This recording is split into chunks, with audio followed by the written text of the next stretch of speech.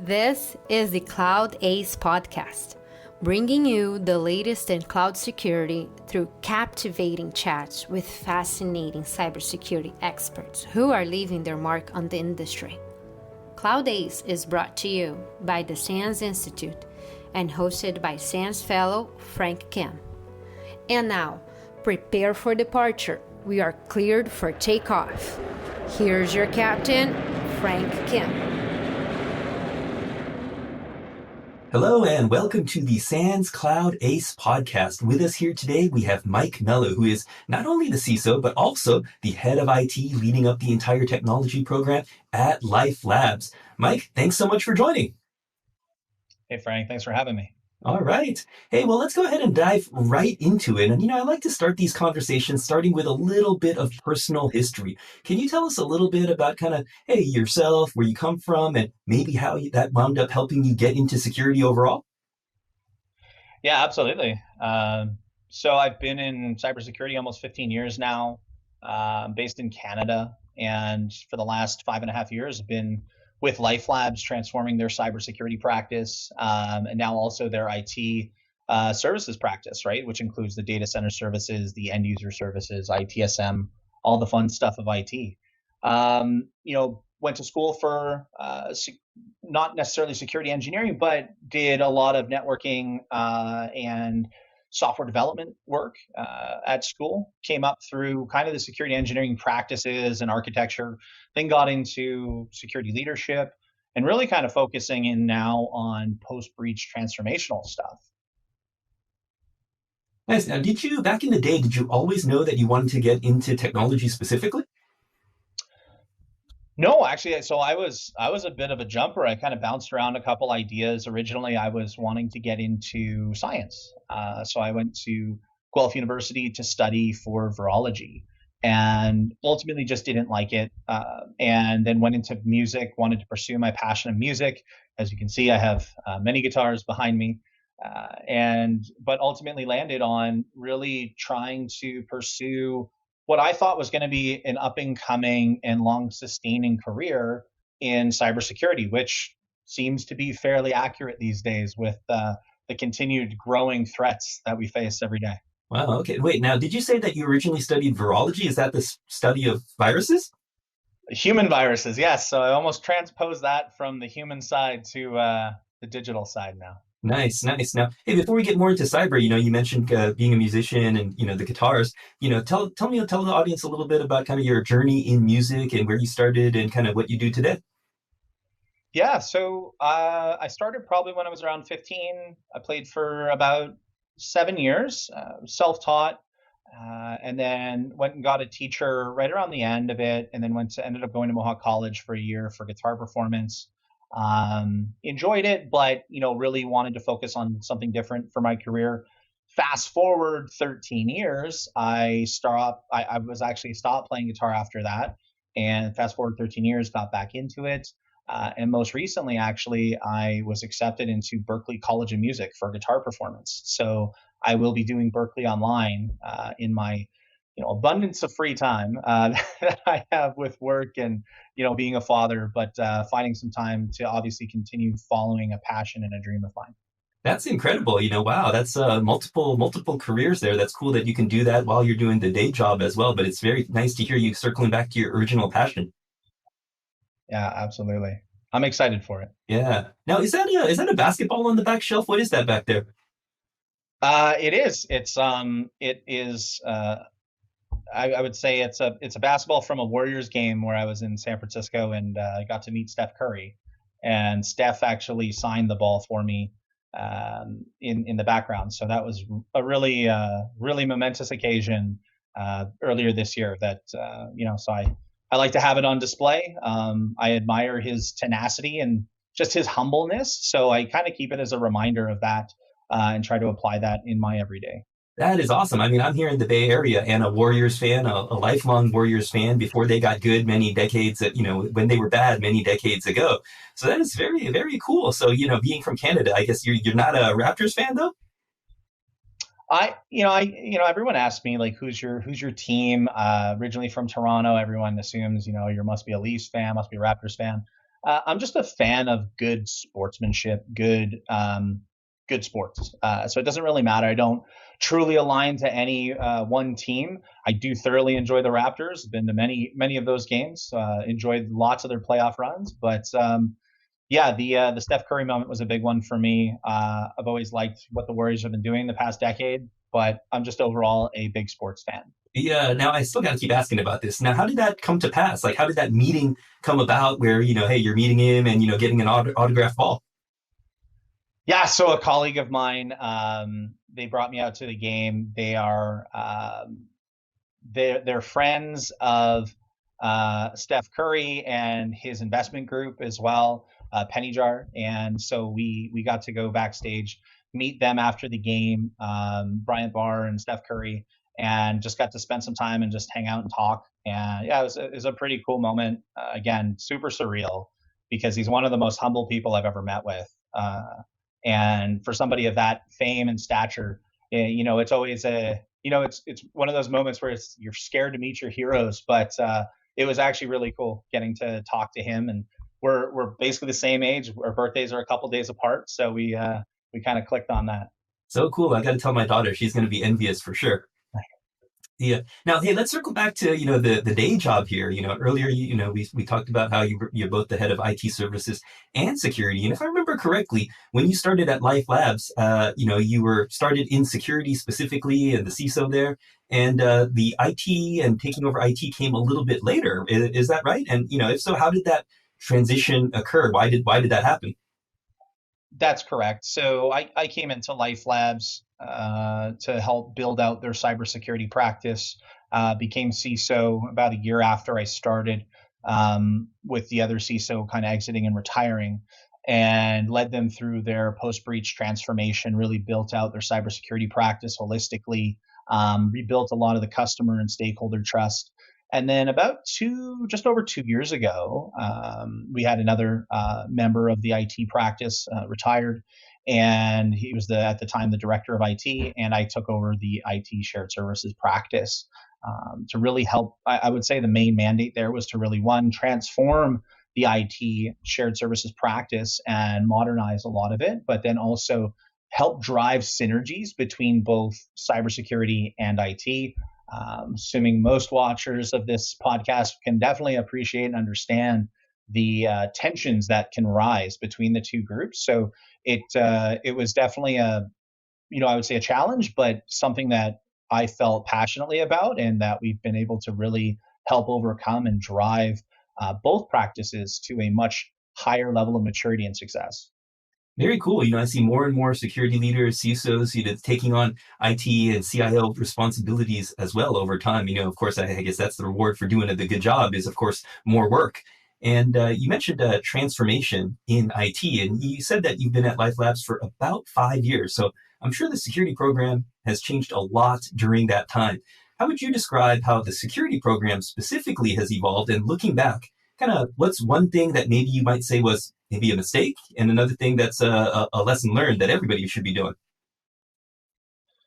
Yeah, I think that, when you look back at the 5.5 years I've been with the company, it's definitely changed from when I was there early days, right?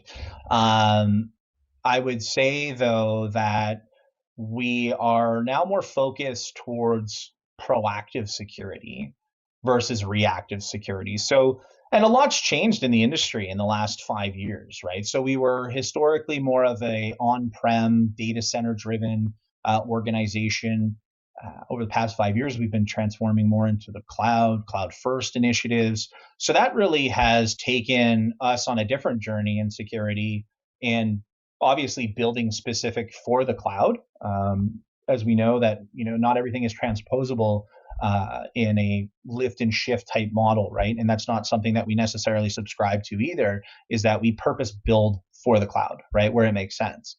And I would say, the big thing though is historically being reactive to now more proactive, right? We're threat intelligence led. We're performing threat hunts. We're obviously evolving our maturity in all of our practice and controls and validating that, right? So I think a big part of this is, yes, purchasing solutions, building process, integrating into the different technology stack, but a big component is testing the effectiveness of your tooling and your processes, right? So, and I'm not just talking about pen testing. We go a little bit further in our steps. We do advanced purple teaming. We even are getting to red teaming as well, given the fact that, I think we're at a good and high enough maturity state in our capabilities that we can gain a lot of benefit from that, right? And so I think that that's a very core to our practice, is that now we are very focused on how effective are we, and can we drive greater efficiencies or tweak controls that are going to be beneficial to us. And that's obviously backed by a lot of threat intelligence and data that we require in order to kind of stay ahead of the curve. Yeah, very cool. A lot of cool capabilities that you've built over time. Can you share, how big was the team when you started? What does it look like now in terms of size and structure overall? You mentioned the different capabilities. And then, finally, what is it that threat intelligence and that hunting that you mentioned, what do you see as the most impactful in terms of cloud specific related threat intelligence? Yeah. So, early days when we started, probably 3 on the cybersecurity practice team dedicated to it, obviously with some help with co-source managed service providers as well. Over the past 5.5 years, we've scaled and grown that out. And obviously, when you go through transformation, there's a big kind of bubble up of contractors that we need to help accelerate through transformation, and also different skill sets that we require for transformation that we may not necessarily require on the downslope of the transform, right? So then we look at how do we build that organizational chart for sustainment model over the years. So right now we're operating with about 18 full-time employees dedicated to cybersecurity. We are heavily co-sourced through managed service providers for threat intelligence, threat hunting, the SOC, EDR management aspects and capabilities, even some of our security awareness stuff with Proofpoint. And I'd say that it's a journey when you're going through transformations, and how you get there, and what your organizational design is going to look like at the end of the day. So that's kind of where we're at now from an organizational design perspective. And I would say, from a cloud security focus area, a big proponent for us is obviously that external barrier, right? That first passage of attack surface is very critical for us, ensuring we have, our WAFs tuned and refined and continuously validated and tested. We run numerous threat hunts throughout the year with an external security provider as well. And, I would say just having a overall framework and cloud focused design towards security practice is prudent, right? So, we talk about cloud security trends like zero trust and the SASE frameworks of today. And I think that, you really need to reside and land on some sort of framework of what are your best, practices that you want to leverage for your design. Luckily enough, I'm also the owner of the IT shared services. So I kind of shape what cloud infrastructure and tenancies we get to operate in. So a big challenge for us is always, how do we manage the cloud sprawl as it relates to our cybersecurity capabilities in the cloud, and really focusing on our cloud native security applications to help us get there. So lots of cool, innovative things happening in the cloud security space. But yeah, I would say a big proponent for us is having very specific cloud threat intelligence and threat hunting capabilities that we leverage on a day-to-day basis. Mm-hmm. Yeah. In addition to those security specific items that you mentioned, you mentioned org design a couple of times, and with you leading both areas, where have you seen that there's the most synergy? Of course, as we know, there, as you said, there's going to be that tension between security and IT and operations and so on. But where, certainly, hey, you taking over IT shared services, there's going to be, the value that you've seen in terms of kind of the principles that IT wants to operate with, the things that they're trying to achieve. What's resonated the most? Has it been that, the supporting their architecture? Is it developer velocity? Is it cost control? What have you seen that connects the dots the best between security and IT? Yeah, I would say the architecture side for sure. So the security architect actually reports directly to me, with a dotted line over into the architecture group, right? We found that that has worked tremendously, works well with the rest of the architectural group. So there's a lot of synergies being driven there. And then additionally, I would say between security and our ITSM practice itself, because we instantiated cybersecurity practice as a service-oriented model for the organization. So there are services that you subscribe to in the organization. Having a mature practice around service delivery for cybersecurity and having that interwoven into the offerings of our ITSM practice have been very fruitful. And we are continuously and obviously always trying to improve our synergies between both end user services and data center services. Now, generally have heavy contentions around new security policy impacting end users, new security policy or vulnerabilities and threats driving patch requirements. Those are usually the two of the biggest problem areas that we see between cybersecurity and IT. How do we get to a successful outcome? So we've focused a lot of our initiatives and time in that as well, especially when we look at the end user services around organizational change management for cybersecurity practice, right?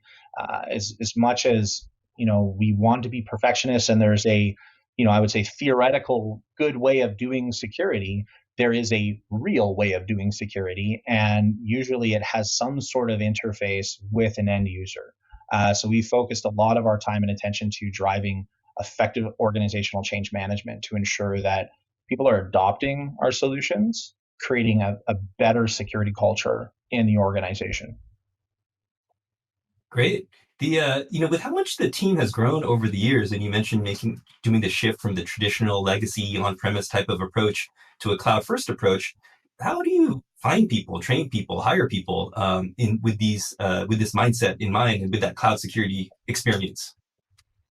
Yeah, it's not without hardship.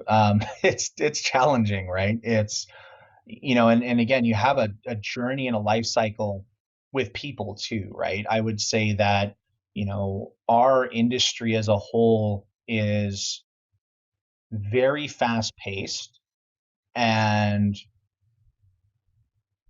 very challenged with the amount of talent or the lack of talent out there for us to tap into. So it's a bit of a balance between growing and buying. So building or buying. And, we have a very strong co-op program at LifeLabs.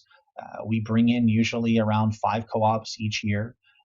And bring them through our entire program. They get cross-trained in various different functions like GRC, control mapping, assurance practices, and then also over into the engineering and analyst work as well. So it's a very holistic practice, and I'm very passionate about that. So is my team, because most of us came up through some sort of co-op practice or program to get into the industry.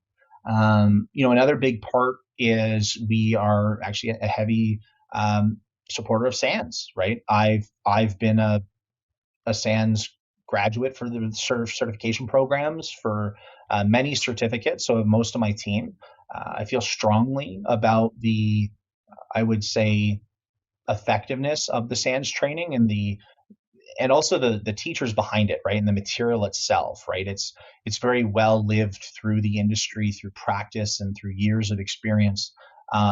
So we have I would say, a healthy training budget for people to continuously upskill and ensure that they are developing their own career. And I would say the other big element as you kind of go through this transformation, right? It was really a balance between, hiring for the right skill that we needed at the time, or hiring for the right skill that we need into the future, and growing that capability with people. And how do you look at retention, right? We've come up with some strategic ways with our HR group on how to retain talent, and obviously a big part of that is just creating a very healthy culture and desire to work here in the security practice. So we have a pretty well-known reputation, at least in Canada, for people wanting to come work with our team, work in our program, because we are getting to leverage exciting technologies, and also it's a lot of fun.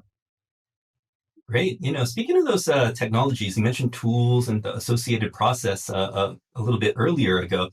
And for cloud specifically, kind of one of the biggest cloud security tool categories is CSPM, Cloud Security Posture Management. And it's kind of getting to the point where, that's kind of your cloud vulnerability scanner, if you will. Almost everybody needs some sort of CSPM type of solution. But there's also another sister category called DSPM, Data Security Posture Management, not just looking at the infrastructure and corresponding configurations, but looking at the data and its associated configurations and where it lives. Now, Mike, I think you're probably the only person I know that has bought and deployed a DSPM before doing a CSPM. Can you talk about why that was the case, how that came about, and how you think about that space? Yeah, absolutely. So it's a question I get quite a bit. When I meet with a lot of DSPM companies, because they generally, the first rule of thumb or the first question I get asked, "What's your CSPM?"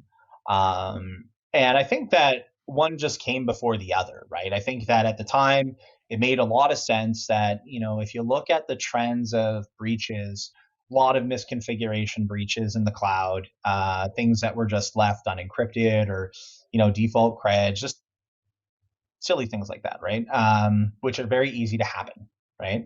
And then you look at the flip side of the coin, which is DSPM, right? So if we really take a step back and look at what the trend of the industry has been, and I'd say that we're heavily focused on more resiliency and impact of breach rather than the timing of breach or that a breach will occur. I think that we've kind of agreed to a narrative as an industry as a whole that breaches are pretty much inevitable. It really depends on now your resiliency model to reduce the impact of breach so that it's hopefully not as material as it may be. And I think that that is where DSPM really shines. So if you look at the CSPM kind of model or mantra, it's really around just posture management of cloud config. So are you deploying things correctly? I would say that that's more of a commodity service that isn't super difficult to solve. And I think there's a lot of cloud native tools that already give you some of that capability. It may not be as refined or in detail as, the Orcas or the Wiz of the world, but, there's a lot of, self-use tools in Azure and in AWS and Google that you can definitely leverage to help with your cloud posture management. Some of the vulnerability products out there as well also offer stuff like that. So we've kind of just naturally leveraged some of those free value add type tools to keep us in check, and then also our penetration testing, red teaming, all of that as well. And through obviously good design practices in the beginning with our architectural teams and the SOPs we create, we've been able to foster a good I would say infrastructure validation and deployment practice. So my focus was more so on the data side, is that, look, at the end of the day, if I get breached, I get breached, but I need to understand, well, what's the impact of that breach? And that's always relevant to data, not to my infrastructure.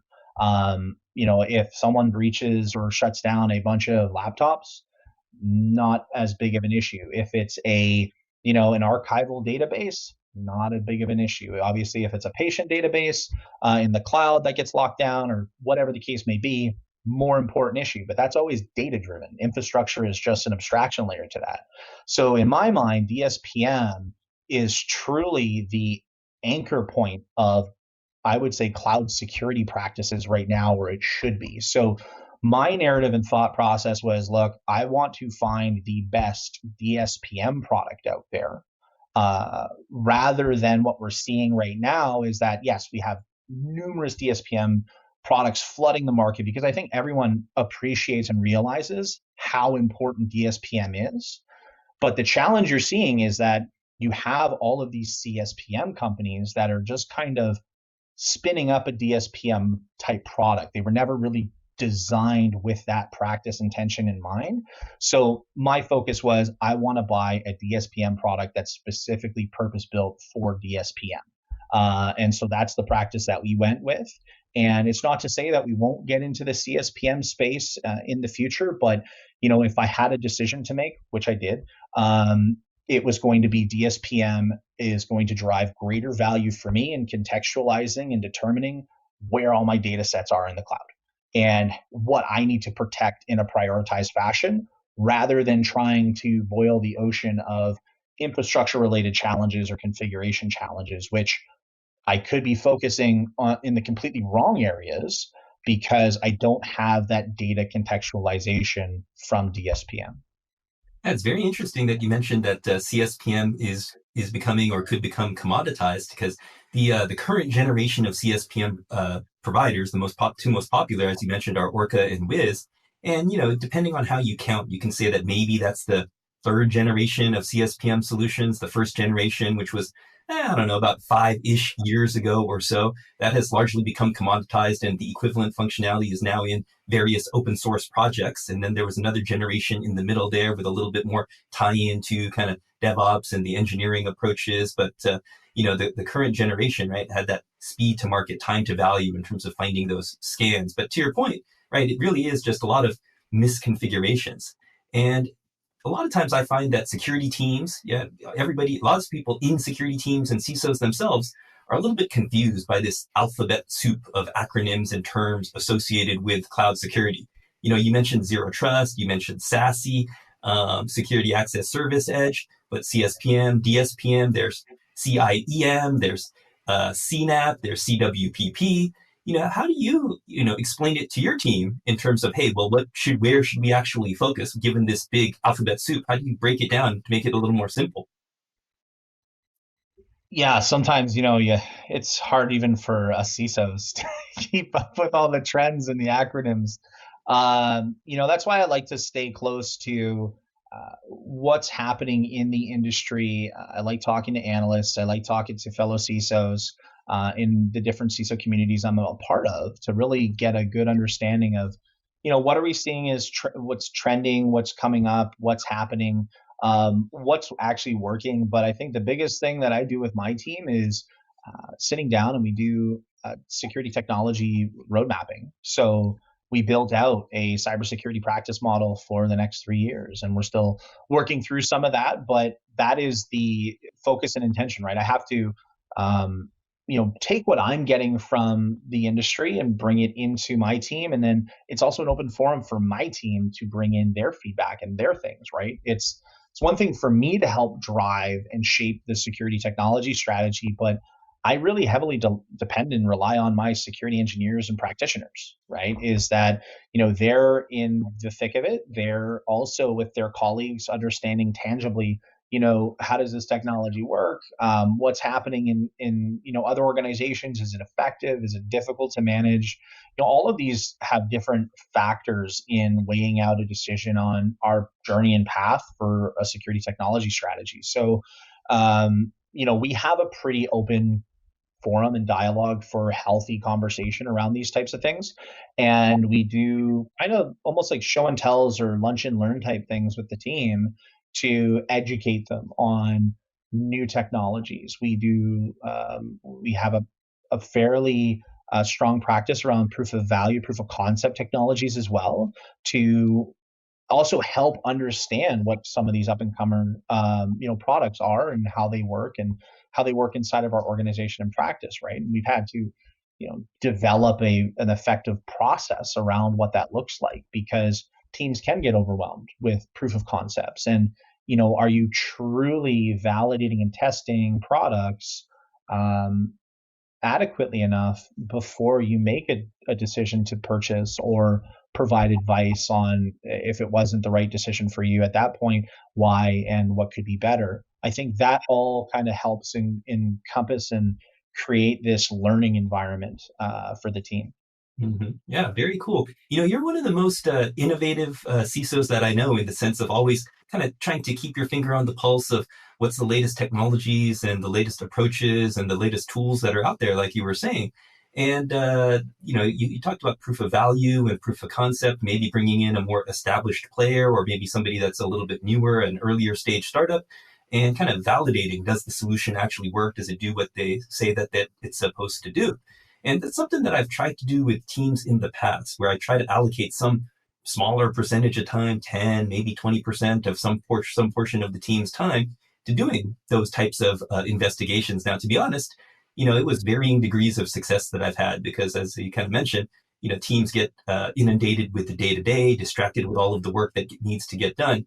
And you talked about that process and setting up kind of that structure. Can you talk a little bit more about how do you drive that innovation within the team while making sure that they've got time and space to get the day-to-day job done? Yeah, absolutely. So it's I would say creating like that buffer shield for them, right? To be able to allocate time adequately to ensure that we are validating that these technologies do work. I would say that the process workflow that we came up with was super critical for our success, right? So we have different points of ideation. So it could come from me, it could come from the security team, could come from our GRC practice of, hey, we have control gaps here. We need to find something that validates this and remedies it. And then it goes through multiple different phases of use case development, timeline allocation, estimation of resource, and then we do the resource mapping and piece to that. There are some times that we tell vendors like, hey, like I need something, next year.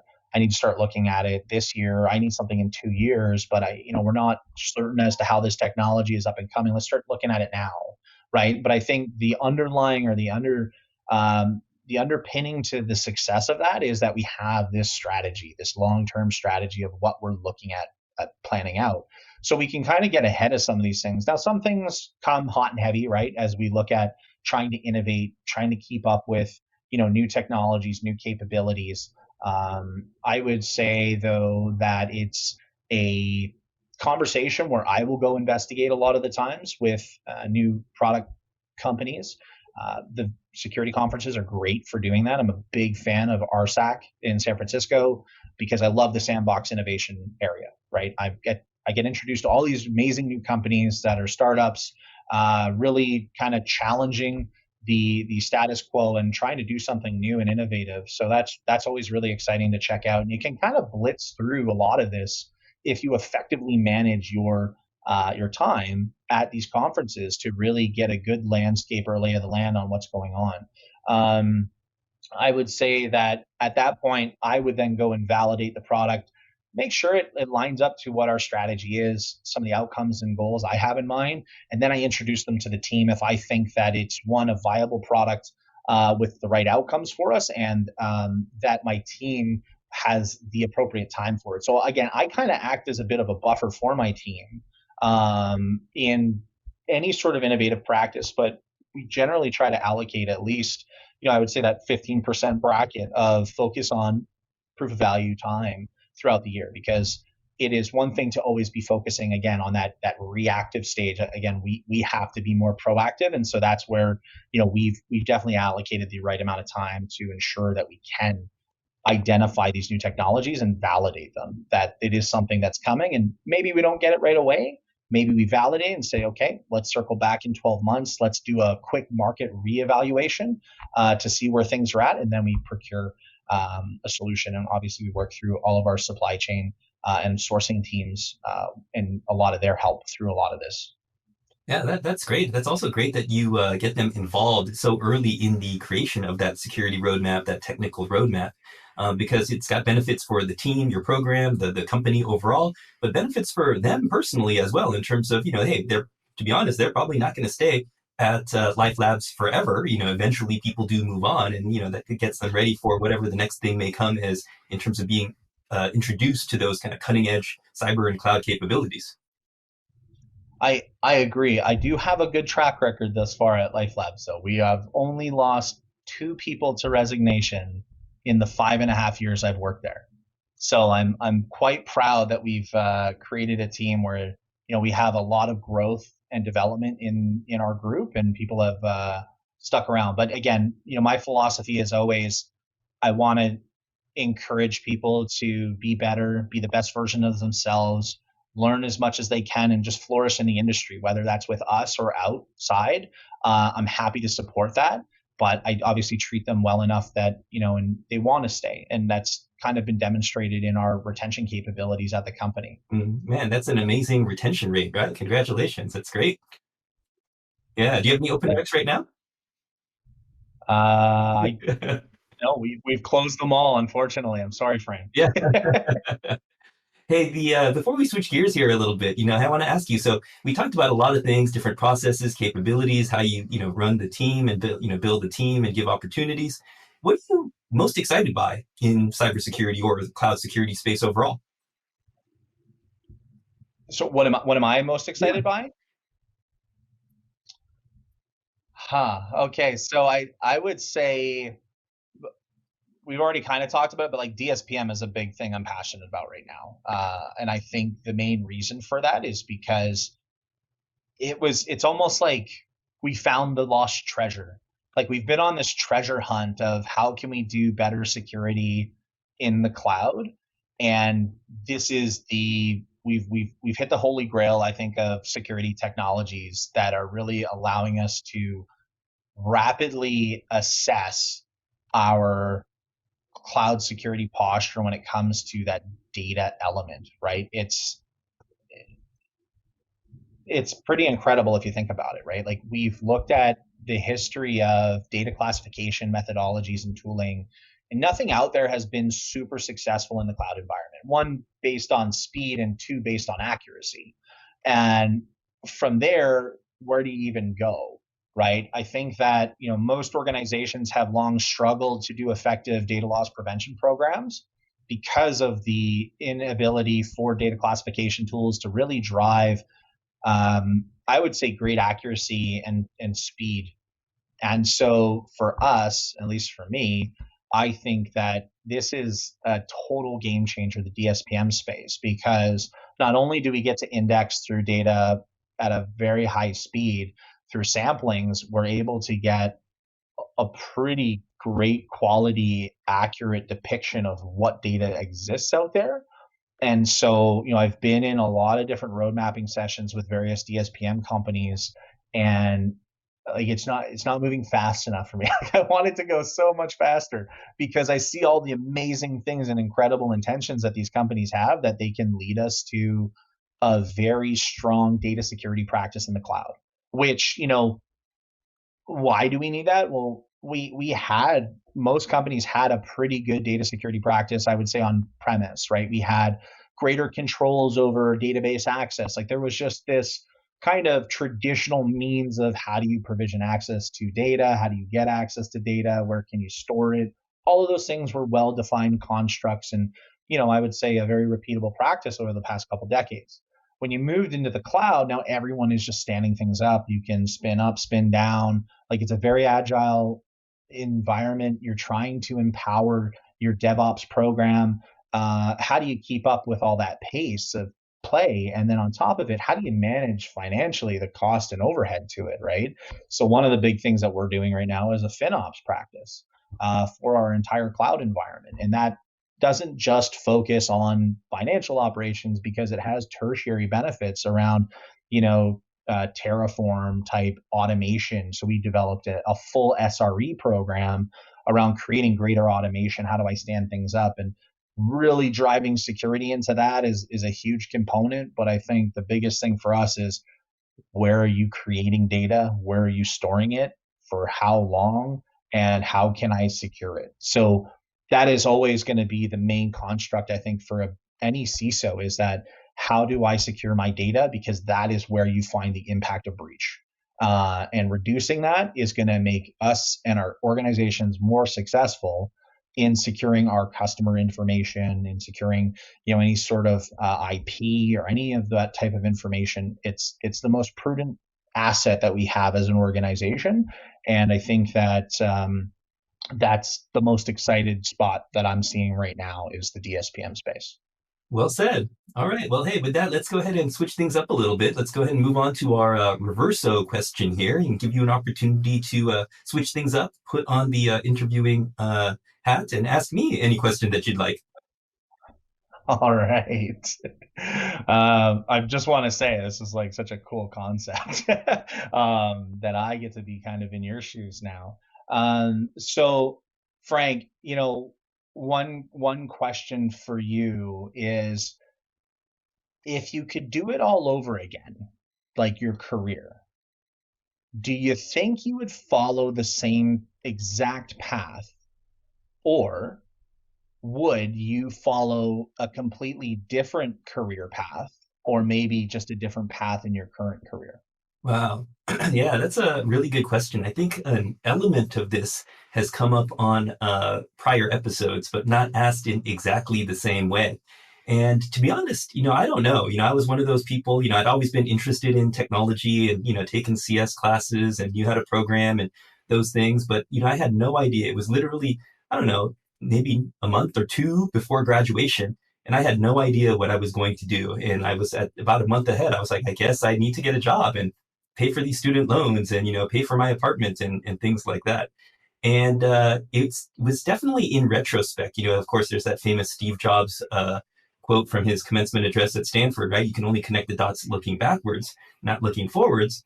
And it was just part of it was just dumb luck. Actually, hey, when I came out of school, it was the kind of the height of the dot-com boom, and tech jobs were falling off trees. And for somebody with no real work experience, other than being a teller at a bank and other working at a comic book store and other jobs like that I had, no real tech experience, kind of more academic experience in terms of development and software engineering and so on. So I just lugged into a technology job and I didn't know where it would go. And I didn't start in security. So the common thread, though, when I look back at everything, is that I always love just learning and geeking out about things, and security is definitely that space where it's a never-ending journey of constant learning, whether it be traditional network, whether it be endpoint, whether it be data protection. Now it's whether it be cloud. Now whether it be AI related and how that's gonna change things. So definitely, I feel like I fell into the right area for kind of my personality in terms of always wanting to geek out about something. And then, but I also when I was graduating, I also had a choice of, hey, I always felt I wanted to go into education in some form or fashion. So I thought about going back and getting my teaching credential and teaching high school. And in retrospect, it's a good thing that I didn't, because to be honest, I don't have the personality, I think, for dealing with kids as a full-time career.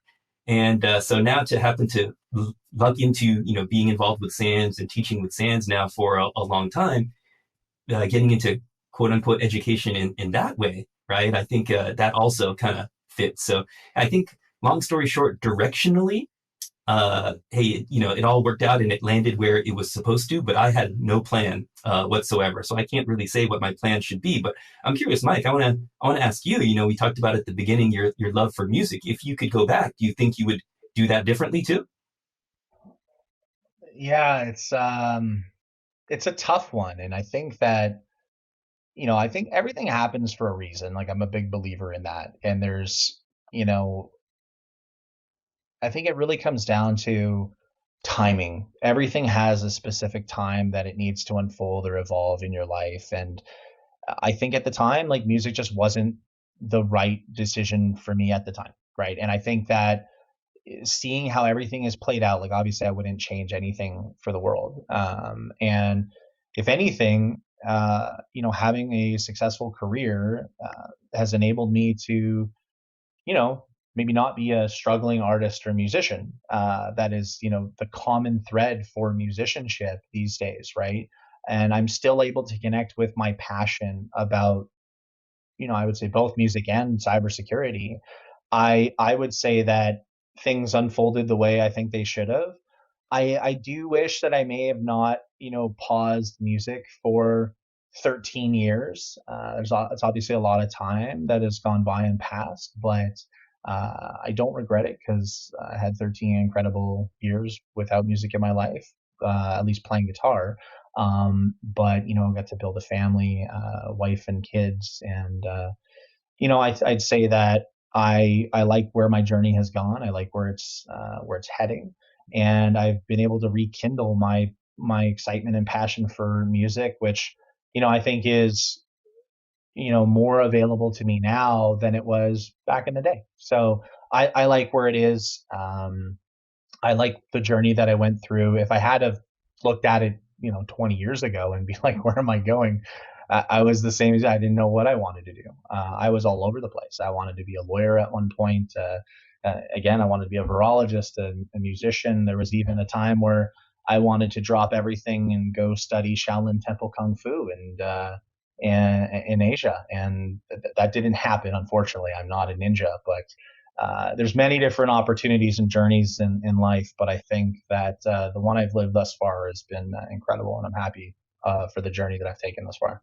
Right on. Well, Mike, really appreciate the thoughtful question and you sharing all your experiences. Now, before we close it out here, I think you got a website, a blog plan. Can you tell everybody where they can stay in touch with you?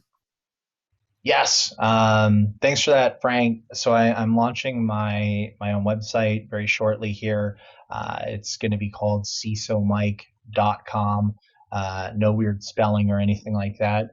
And really, it's just a place for me to share my thought leadership. And also, I do a lot of speaking engagements, so engaging with me for speaking engagements as well.